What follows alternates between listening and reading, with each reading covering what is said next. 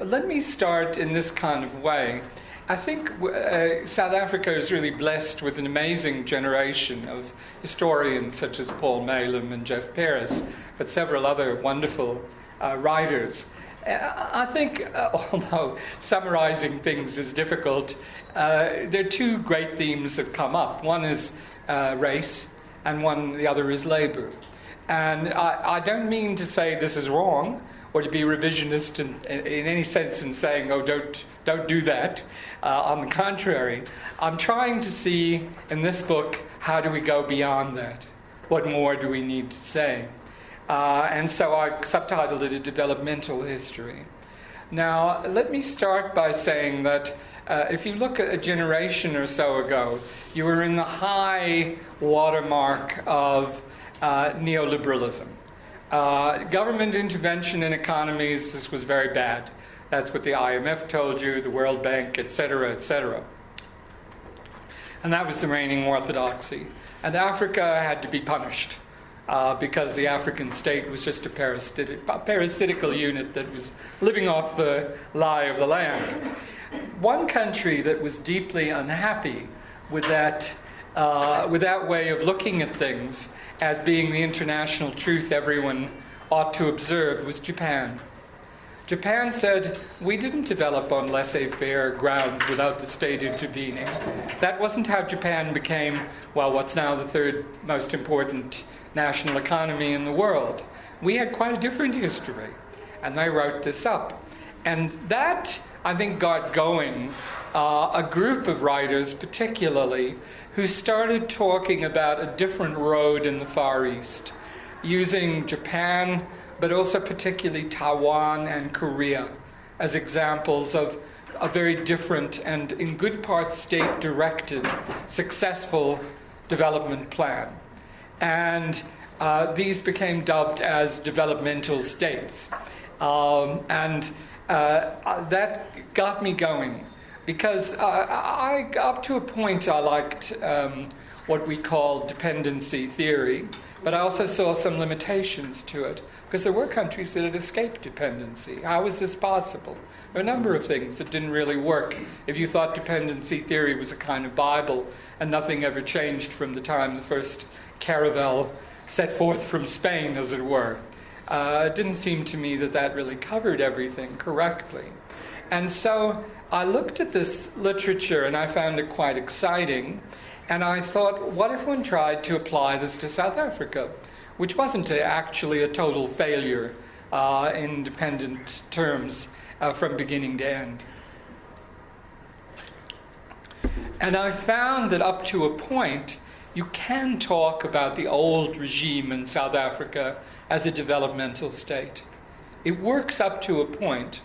Now, the first thing I would say is many of you will, what will you read at the top of your agenda is National Party. But in fact, my argument is that it wasn't the National Party that really set up developmentalism in South Africa. It was Jan Christian Smuts, after he got rid of the first National Party, I can't remember if it was the purified one or the reform one, and was more or less totally in power after 1939. What happened after 1939?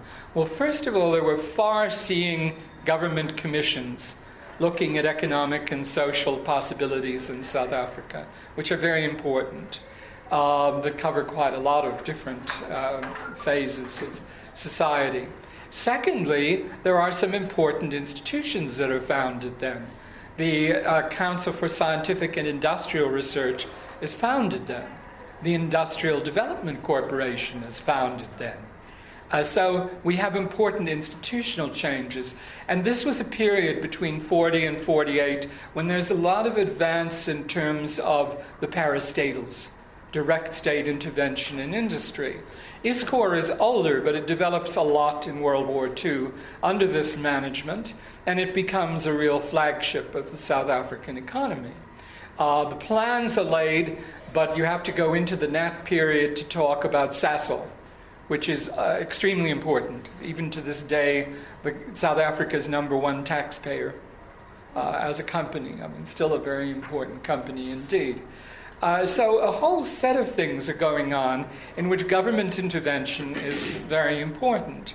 Now, developmental state theory says there should be a little camarilla, a little clique of people around the government who can override the normal agencies of control. And I found that to some extent to be true as well. Van der Bijl had enormous power during World War II, where he was really the chief czar of the economy. But in addition, there was a little crowd of people, and they were typically, as is also true of the long-time head of the IDC, Van Eck, they were Afrikaners. But they were Afrikaners who didn't support the National Party. They were called somewhat pejoratively sappe. Our VC, the first one, well, not the first one, but very important one at the University of Natal, Ernst G. Malherbe, who was a great pusher of opinion polls and propaganda, great figure in education. He was one of those. And they were quite significant in this way. And it's not an accident, really, that Van der Bijl's parents were very friendly with, the Smuts family and so on and so forth. These people all knew each other. So you had indeed a little camarilla of people who were prepared to move in quite a distinctive and different way. And this, to me, was the kind of developmental state mafia. Now, there are a lot of economic historians who have spilt ink in a period before that, looking at state intervention, overwhelmingly concerned with the issue of protectionism. And I can't even summarize it. Each one has a slightly different argument. There are many commissions. But on the whole, it's rather difficult to see how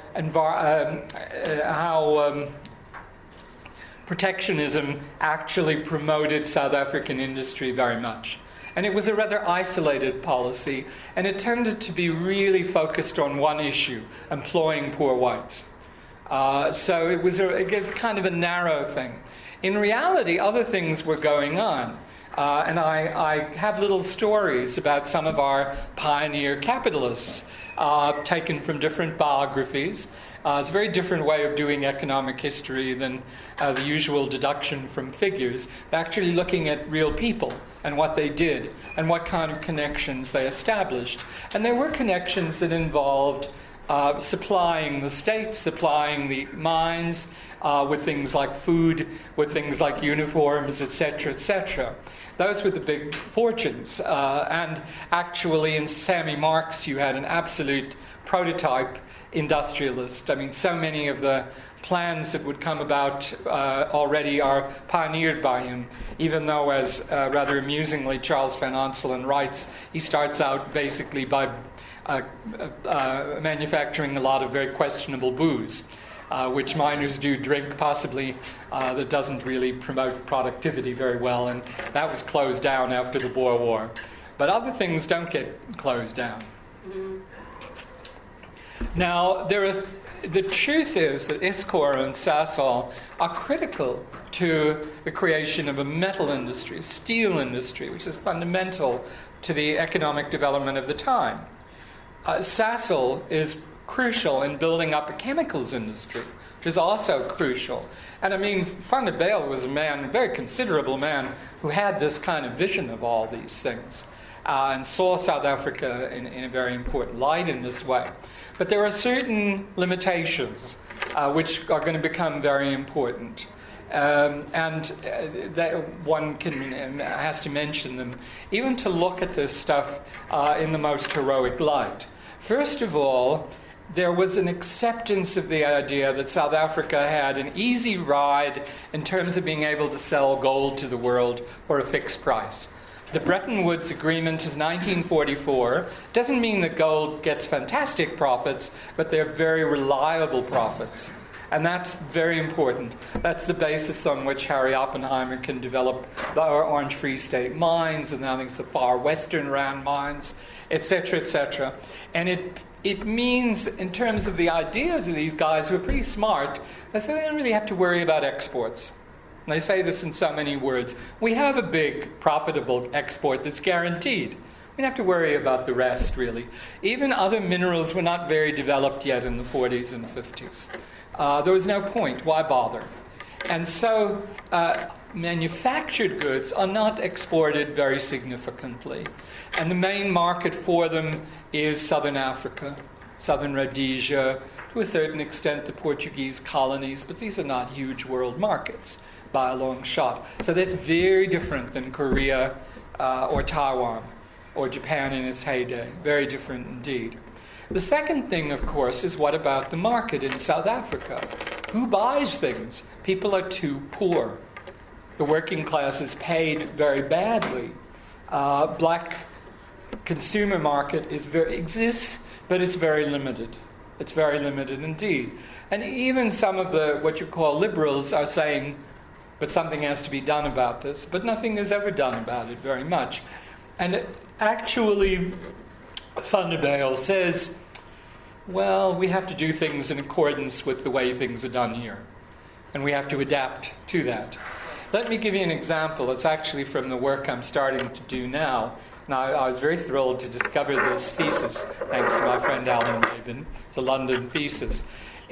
After the war, the government in Johannesburg realized that something had to be done about all these black squatters. It's a huge and mounting housing problem.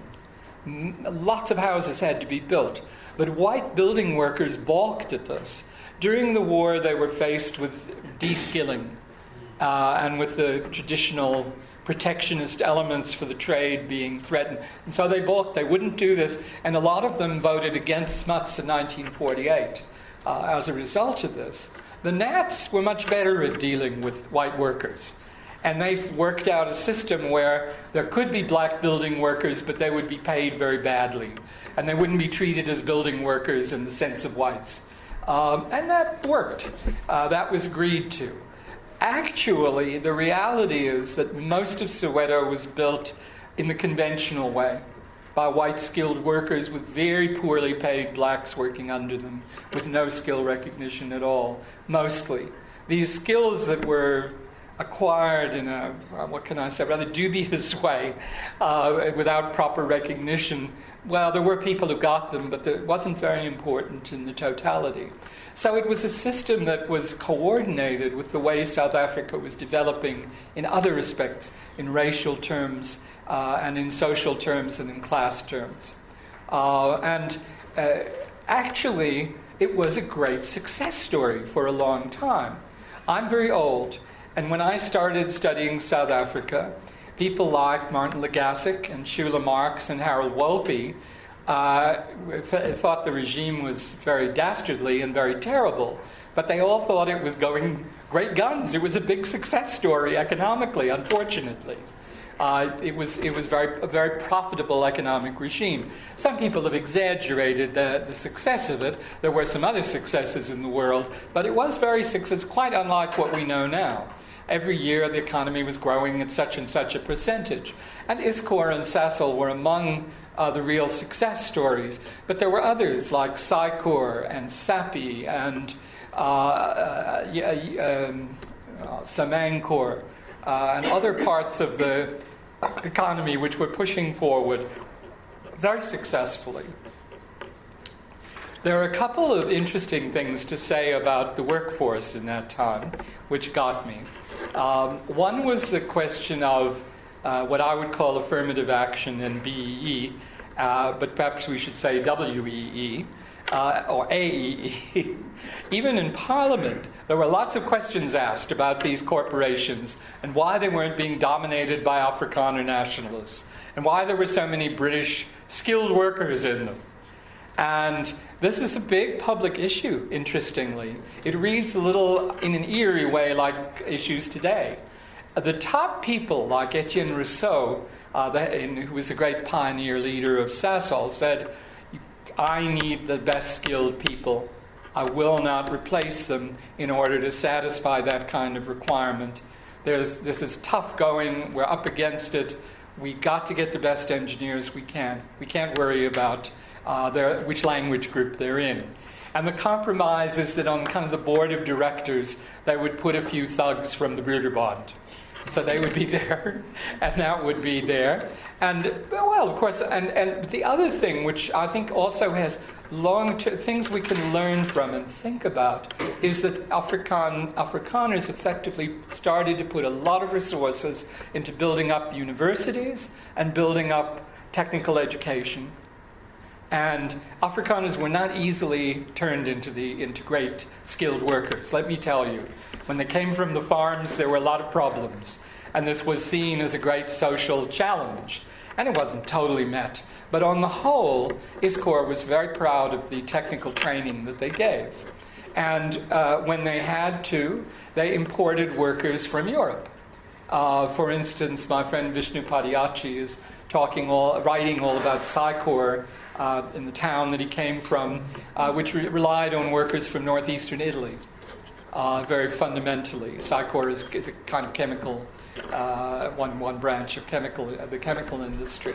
So the kind of recruitment had a rational part to it.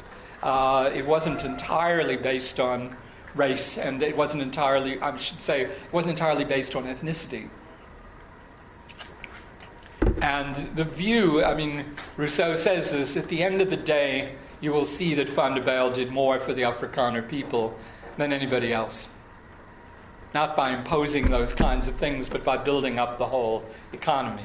That this was very important. So I found that to be an interesting and in a way surprising feature. And to an extent, it's also surprising how much the IDC actually was happy to support English language industrialists. They didn't discriminate against them or exclude them. The big state-related projects related to Afrikaners, but the average grant of money was large majority, interestingly, was to English speakers. You might know by chance, if here I sit in the Eastern Cape, they're always very proud that the first company they supported, which was English-speaking whites, was a company called Omar Rusks, and it's in Maltino in the Eastern Cape. That was the first IDC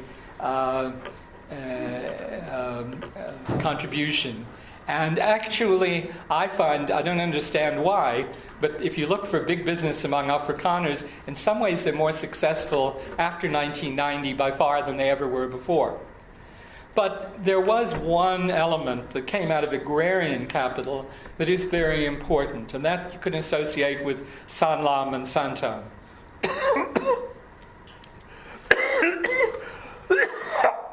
Sorry. Which builds up finance and insurance, the capital of agrarian capitalists in the Cape. And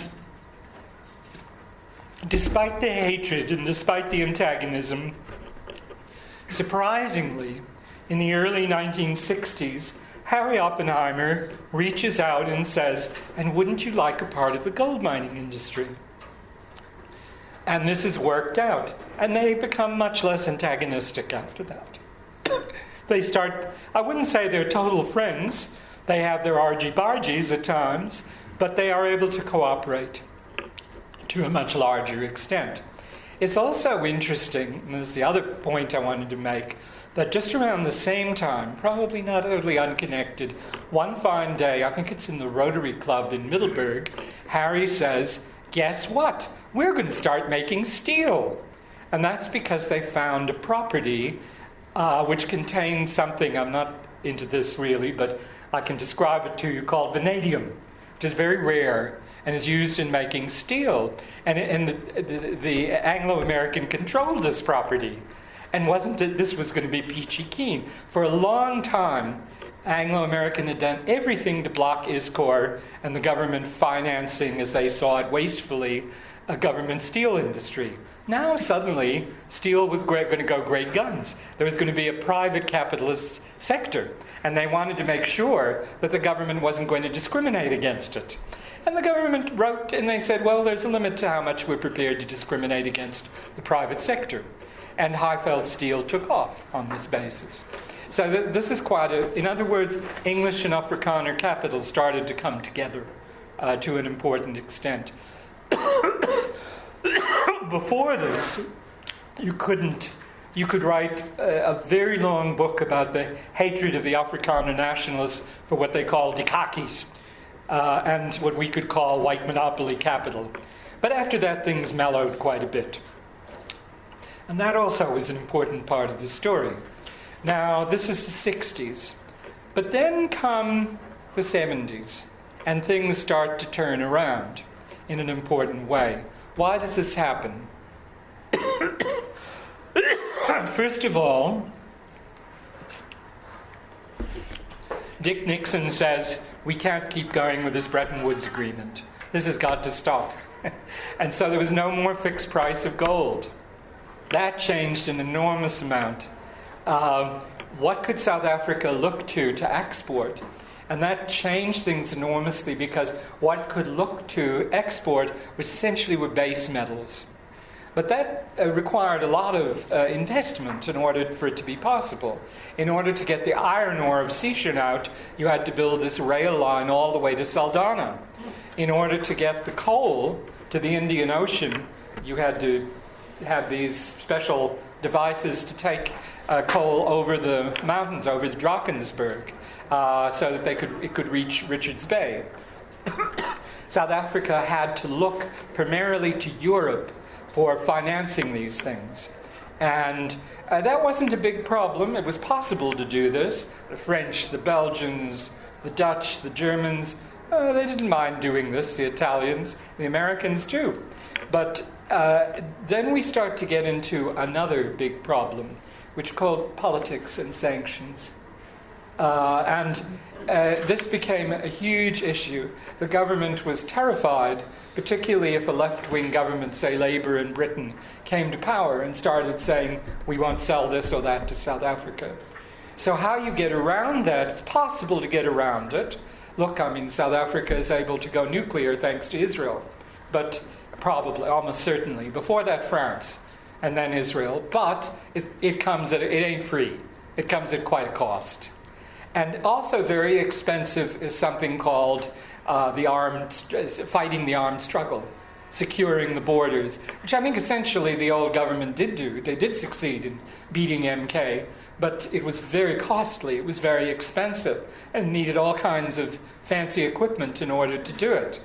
And the last thing, which you all probably know well, is that starting with Verwoerd, but then intensifying, there comes the real idea that we have to build up the economies of the Bantustans. That means we have to push border industries and then industries in special places within Bantustans. And in order to do that, because industry balks at it, they don't really like that idea, you have to subsidize them. So it's again very costly. So all these things create a very different kind of environment. And for example, ISCOR, so profitable for many, many years, first of all, you have to start thinking about exporting the steel, and you have to start thinking about exporting the iron ore somewhere out of the country instead.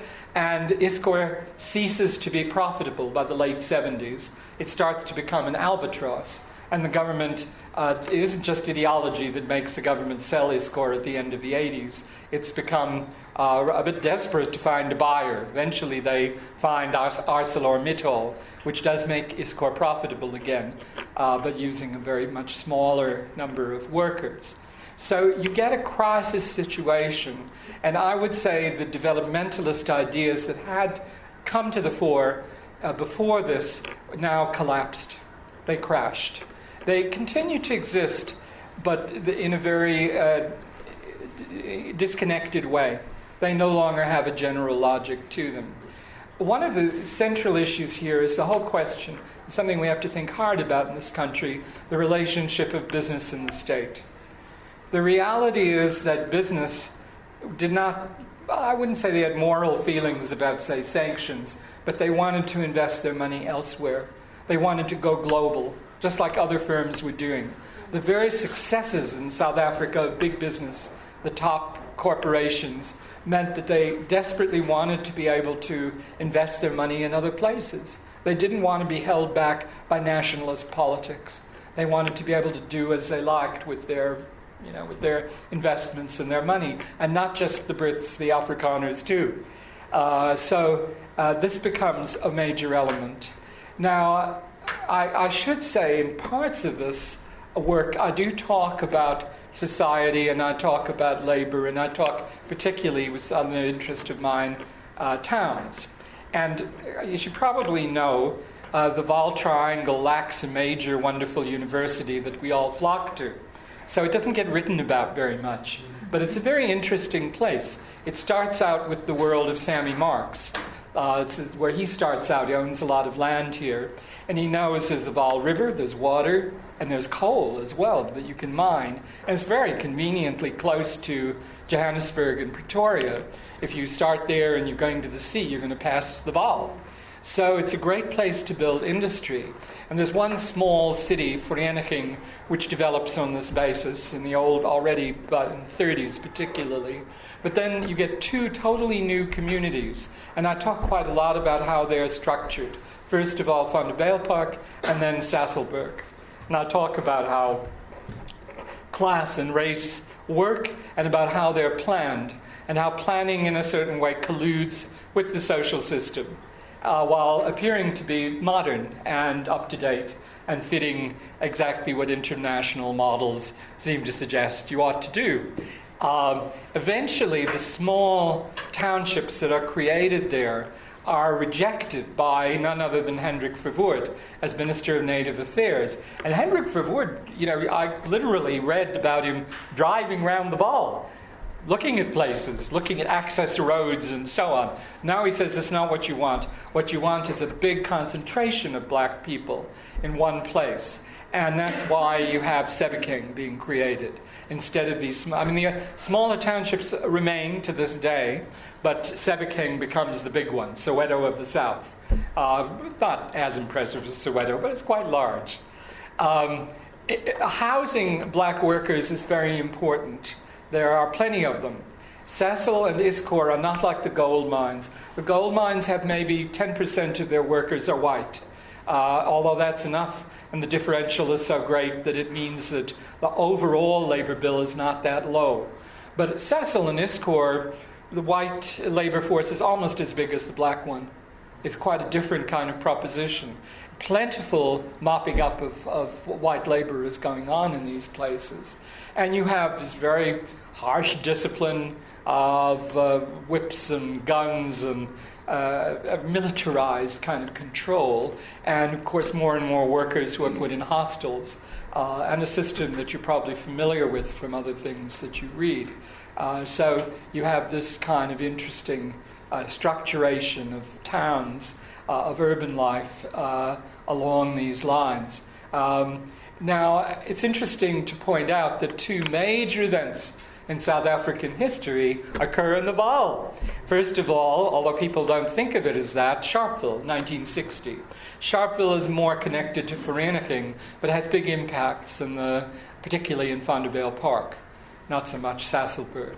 It's very critical, and it's about urban housing and moving people around.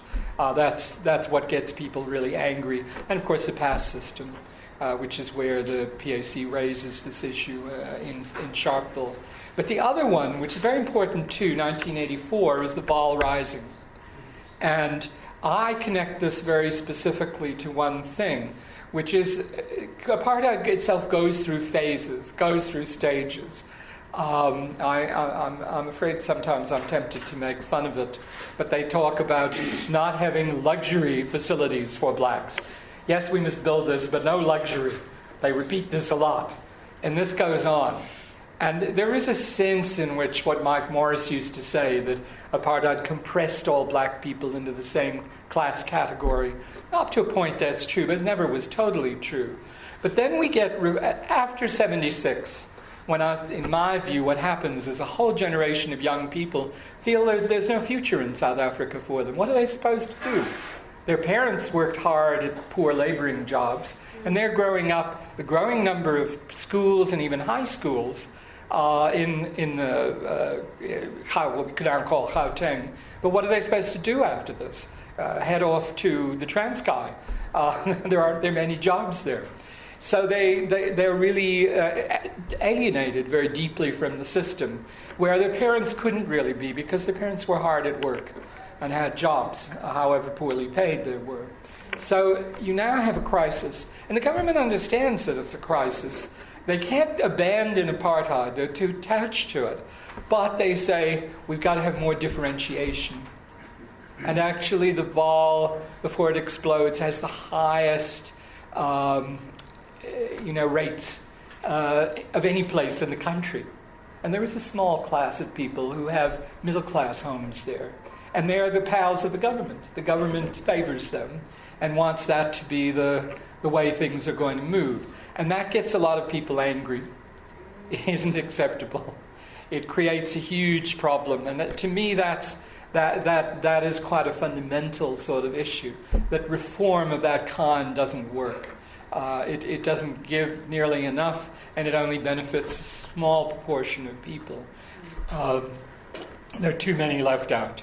You can imagine what people feel when they're told that because their township is acquiring some slightly better facilities, that they're going to pay more rates than anybody else. That's not very acceptable.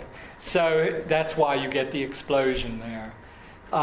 There is another issue which I don't talk enough about because I'm not a scientist.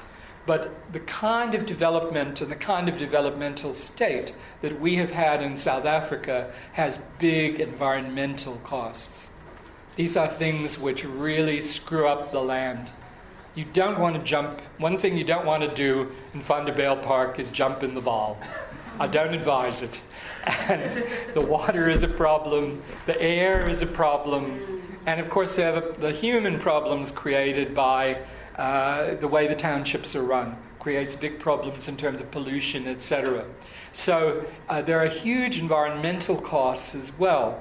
And it's a mistake to think of developmentalism in an idealized way. To say it's all wonderful. Let's have a democratic developmental state and we'll dance around the maypole and be totally happy.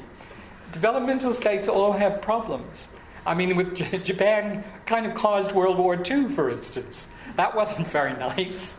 I mean, Korea and Taiwan have in some ways quite horrible politics at the time when they were growing fast and developing fast, which they're not anymore. But at the time, they operated under the American penumbra. And the Koreans were famous as being the toughest and grisliest warriors on the American side in Vietnam. They also were notorious for having the worst paid women vis-a-vis the men in industry of any country in the world. And Chiang Kai-shek was not a great democratic hero, let me tell you, if you talk about Taiwan.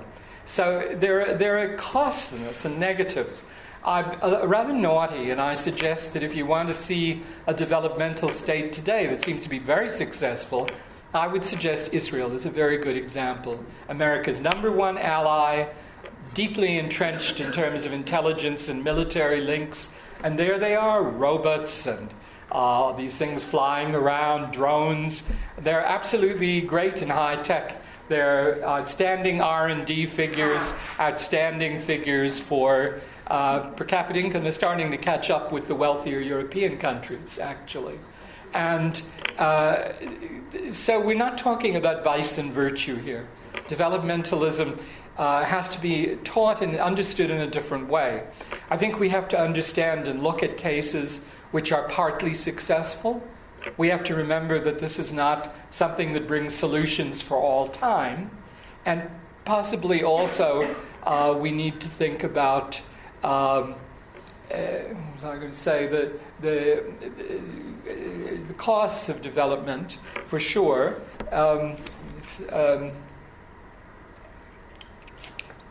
We also need to think about development in countries that rejected capitalism entirely.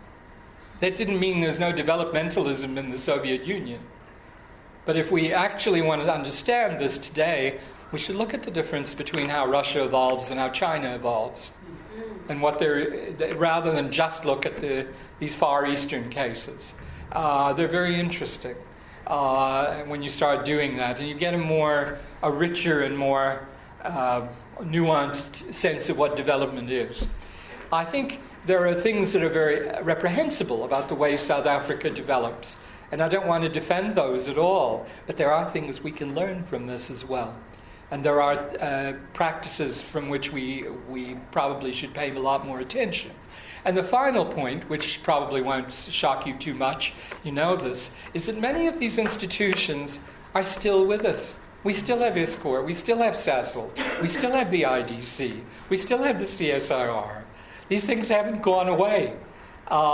Many of the giant firms which have arisen in this era and through working through this kind of system are still with us, or their successors are still with us. So we are still actually looking at these structures as something living, as something that is there.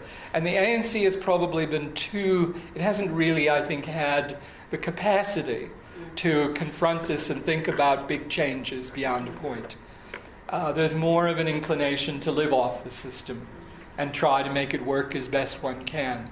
And there are problems in finding a new way. It's very hard, and there are problems in continuing. And that's probably where I'll leave it. Thanks so much, Bill.